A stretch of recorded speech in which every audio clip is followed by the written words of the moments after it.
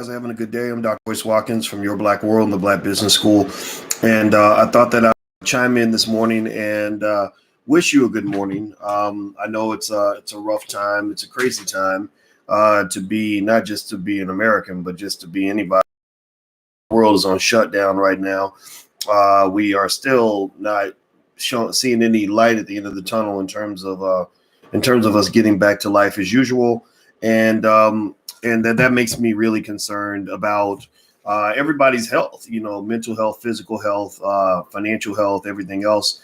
And it is, what are we going to do? What are we going to do? Right. So good morning, everybody. And let me just start the day by telling you about this. First of all, I want to say last night we had a great time. One of the things we believe in is building industry within the Black community. We don't want to depend on anybody. We don't want to be anybody's second fiddle. We don't want to be, getting fronted on by other people who claim that they own us and control us. And so we're building a Black Hollywood. One of the things I realized is that with all the hundreds of thousands of people that follow this platform, I said, we've got so many Black filmmakers, directors, producers, writers, actors, actresses that are really talented, and they're milking our talent. They're living off of our talent. So I said, why don't we, help create platforms for them, help them create distribution for their content. So we created Black Movie Night, and Black Movie Night is where we feature a Black filmmaker or two or three every single month.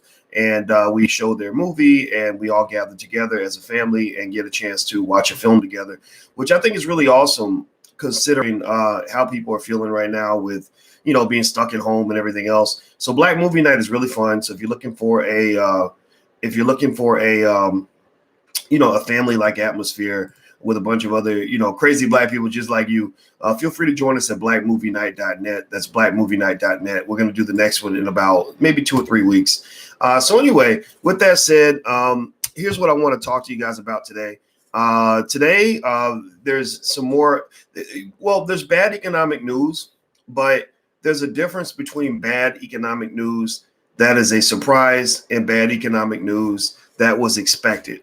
The bad news was always expected. There's no way on earth you could take an economy that was running as fast as ours and just shut the whole thing down. I mean, just shut it down to nothingness and expect that to end well. That will not end well. And so what we're seeing now in terms of reports are that job losses are going to be unlike anything we've ever seen, maybe even as bad as the Great Depression. We know that the most jobs lost in a month during the recession or the economic collapse of 2007, 2008 was about 800,000 jobs. Here they're talking about a number between 500,000 and 5 million, up to 5 million jobs.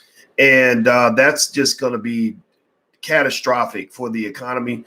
I'm not surprised one bit because you literally, as I told you, when you literally tell all the businesses to shut down and all the customers to stay home, how do you think that's going to end? That's not going to end well. So now you're starting to see the storm after the calm, if you will. You're starting to see all the long-term economic problems that are going to exist. I don't think we have the economic ammunition to pull ourselves out of this. We could be in for a prolonged depression. Now for the good news. The good news is that you're Black. And being Black means that we can survive things. My grandma, I asked my grandma, who was born during the Great Depression, and I said, what was it like living during the Great Depression? And she said, we never knew that there was a depression because we were always poor. we always struggled. So I personally think that we have a resilience and an ability to adapt and to evolve and to survive. And we're going to have to tap into that as the economy changes. And so to give you some insight into this, I'm going to read some of this to you. Do me a favor, hit the thumbs up button right now, and make sure you subscribe to the Black Financial Channel. I'll keep you guys updated on what's going on with the economy and stuff like that. So they said that, so the bullet points here are that the coronavirus is likely to result in layoffs on a scale that the U.S. has never seen. Economists expect April to be the first month where the damage starts to show up in the reports. It's so bad that the weekly jobless claims number is so bad that the Trump administration is actually asking some people to not release the numbers. Now you would say, well, why would they not release the numbers? Well, it's because right now, the number one virus in America that's infected, this has a 90% infection rate and a 90% mortality rate, is fear. You know, and when I say mortality rate, I'm talking about this virus is going to kill your whole entire bank account. It's going to disinfect every dollar bill that's in your account because fear is just the worst thing in the world when it comes to economic situations. Fear does to an economy what fear does to a relationship. Like, imagine if you're dating somebody and you're afraid that that man might rape you, right? Ladies, are you going to, yes or no, ladies, are you going to sleep with a man? Are you going to open your heart up to a man that you think might violate you? Or would you consider, if you thought that he even might do it, let's say there's a 2% chance he might do it and 98% he won't, would you open yourselves up to a man who might rape you? Or fellas, if you know that a woman might, break your heart or might steal and take all their money, would you mess with a woman like that? Would you spend time? Would you make yourself vulnerable to a woman like that? No, you wouldn't, right? So if you don't trust, if you have fear, then you can't build relationships. And if you can't build relationships, then you can't have reproduction. You're not gonna have a baby with that woman. You're not gonna, nothing will come. No fruit will bear itself from that man if you think that man might assault you. Well, why do I use that analogy? Some people think I'm weird when I use relationship analogies to talk about economics. I do that because everybody understands love. Not many people understand finance, but everybody understands love. And certainly everybody understands sex. Well, economics is a lot like that. When you are building an economy is built on forming economic relationships. It's built by bringing consumers together with producers, buyers with sellers, right? Investors with those who need capital. And all that's built on trust.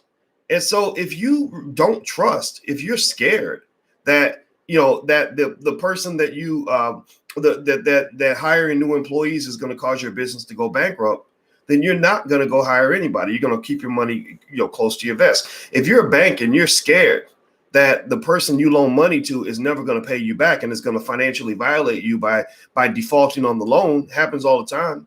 A lot of y'all got family members that borrow money from you and never paid you back.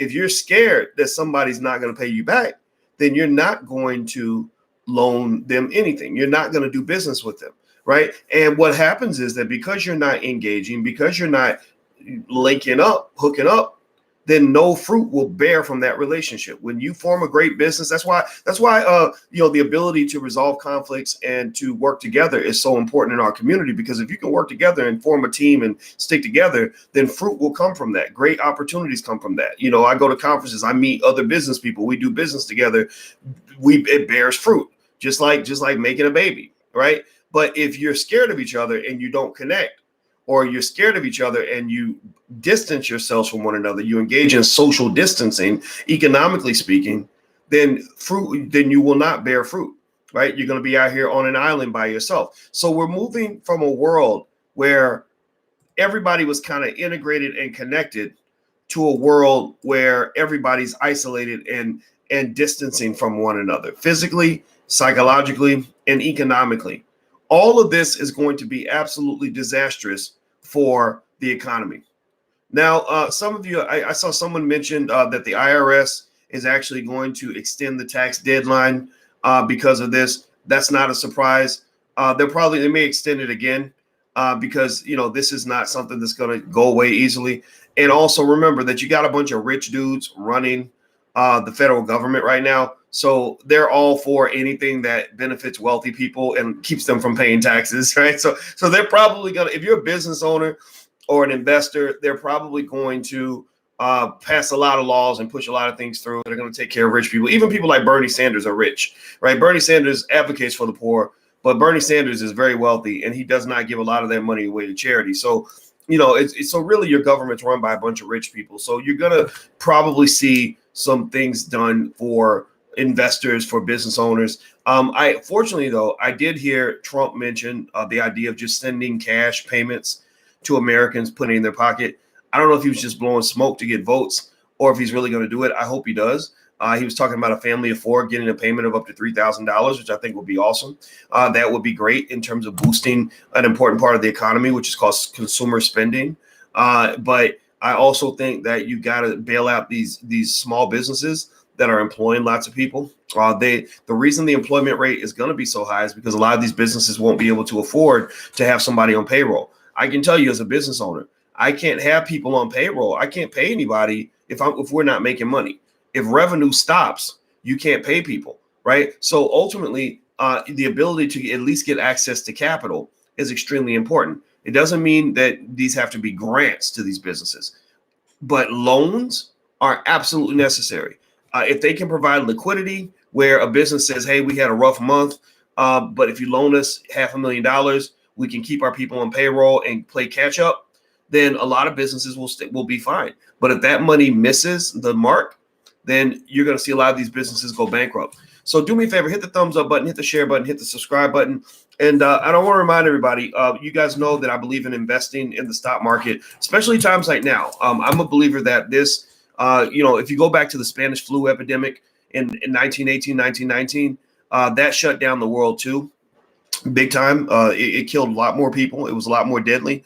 And what happened right after that economic shutdown was a 10-year boom market that was unlike anything the world had ever seen before. So, sometimes you got to go through the darkness to get to the sunlight. Sometimes after the sun comes out, it's going to get dark. So right now it might get a little bit dark, but history says that a lot of sunlight tends to come after the dark. Right after the Great Depression, the 1940s, when we had World War II, unfortunately we had a war, right? But so hopefully we won't have one of those. But World War II was a huge boom market for a lot of people. That's when the baby boomers came out, because everybody was so happy they were making money that they all started making babies and getting houses with white picket fences and all that. So, the stock market, there's a lot of promise. There's a lot of opportunity there.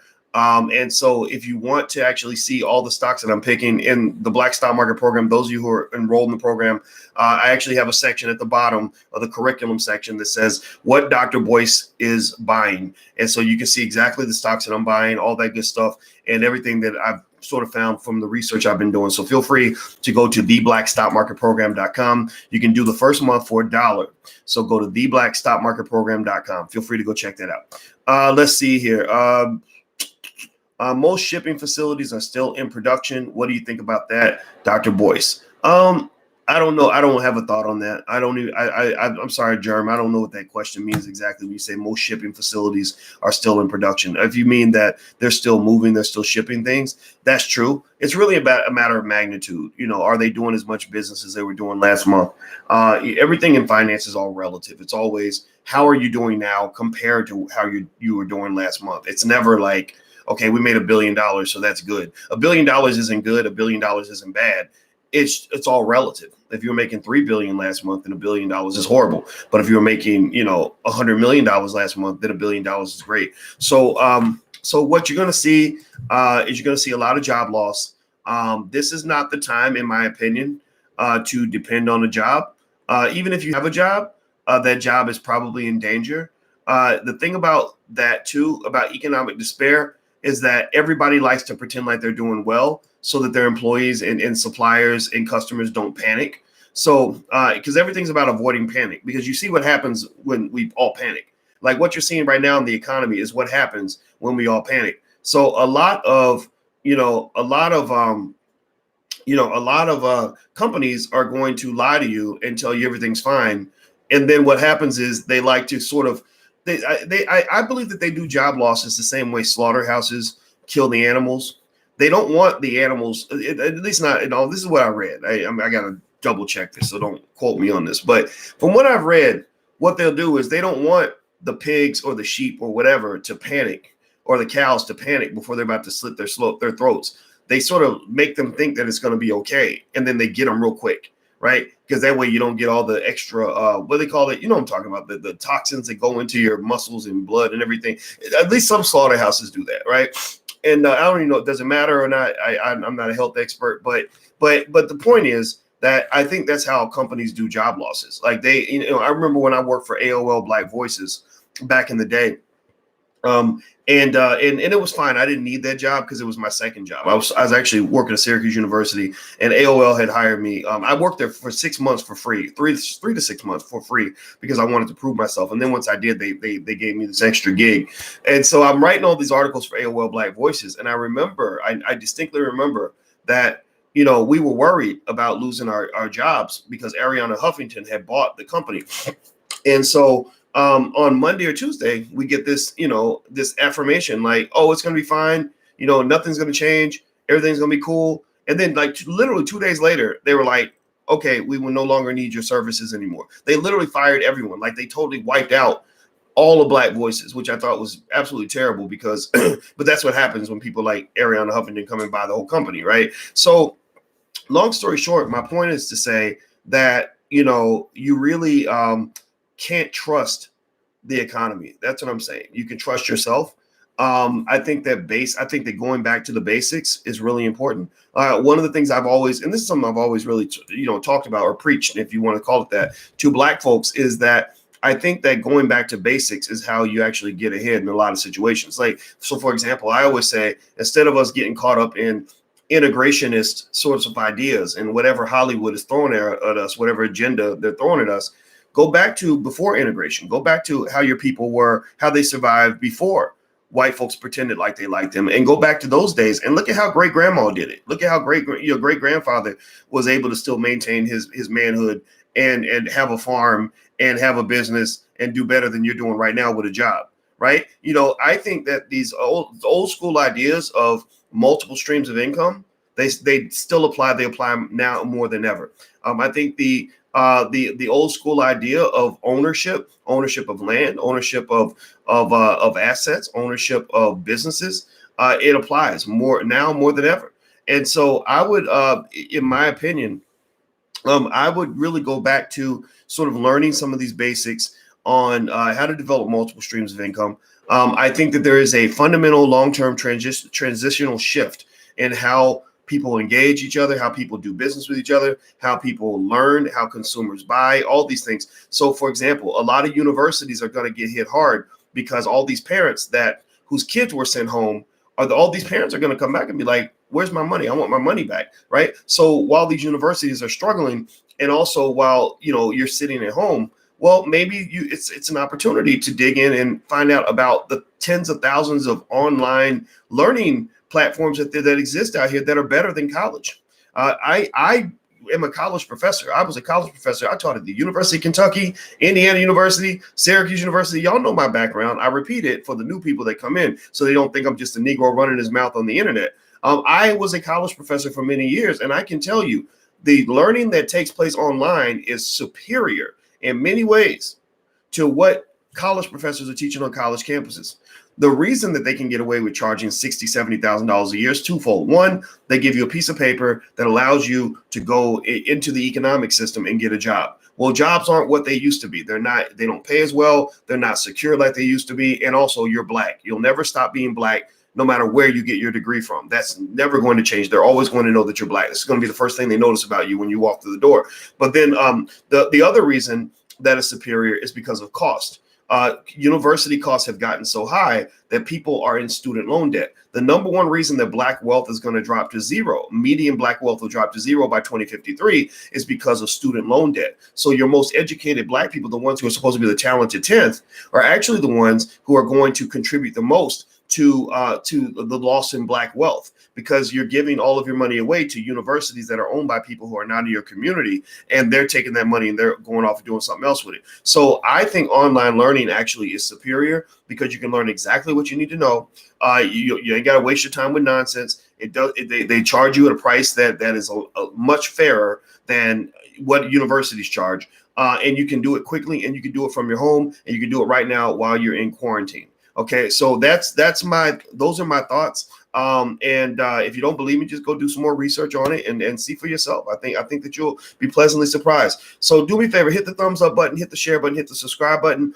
I want to say, just in conclusion, I think that you're in for just kind of the beginning of the problems that you're going to see. With this economic situation, I think that you're going to possibly see even more declines in the stock market as the information unravels itself. But if you want to know what I'm doing as it pertains to stock investing, I'm buying. I'm a buyer. I buy the dips because if you're a long-term investor, history says that if you invest over, say, a 10-year horizon, things like this become just blips on the radar screen, right? So that's just my 2 cents. Somebody says, will this video be available online? Yeah, you can go subscribe to theblackfinancialchannel.com, and you can go back and watch this video. Someone mentioned they want to share it with their daughter. I think that's very important. While you and your family are at home quarantined together and just sitting in there driving each other crazy, I got my kids upstairs. They drive me crazy too. That's why I'm in the basement right now, because I'm like, y'all got to stay up there. But while you're there, use this as an opportunity to learn. You're gonna have to figure out the rules on your own, because I don't believe the government can really be trusted in any of this. I think they're going to tell you what they need to tell you in order to get you to do what they want you to do, but they're doing something completely different with their own families. And I just really think you have to piece it all together on your own. That's just my 2 cents. That's my belief. So anyway, moving on, do me a favor, hit the thumbs up button, hit the share button, hit the subscribe button. Please subscribe to theblackfinancialchannel.com. Follow the Black Financial Channel on Instagram. My Instagram is The Real Boyce Watkins. And also, somebody asked the URL for the stock market program. If you'd like to join the Black Stock Market Program, I can show you everything you want to know about investing in the stock market. There's dozens of hours of curricula. It's really, really good. You can try the first 30 days for just $1, and there's a 30-day 100% money back guarantee. College classes don't give you that, and this is better than the college class. It's really amazing. So feel free to go to theblackstockmarketprogram.com. THE. That's theblackstockmarketprogram.com. All right, guys, I'm out of here. And by the way, tomorrow, Dr. Claude Anderson says he's feeling better, so I think I'm gonna have him in on drboycetv.com tomorrow. So those of you who hang out with us, you'll see Dr. Anderson hopefully tomorrow. I'm gonna check in on him, make sure he's okay.